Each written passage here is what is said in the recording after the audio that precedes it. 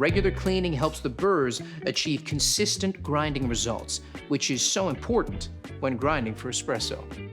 Firstly, unlock and empty the hopper. Then remove any remaining coffee beans. Replace and lock the hopper. Set the grind size to maximum and then run the grinder until empty.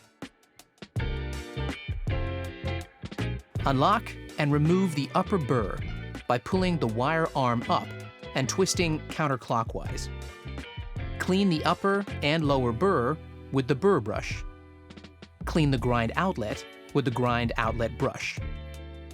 Align the index marks and push the upper burr firmly into position. Lock the upper burr by rotating clockwise. Insert the hopper and lock. Return your grind setting to its previous position. Now, you're ready to fill it again with fresh coffee beans.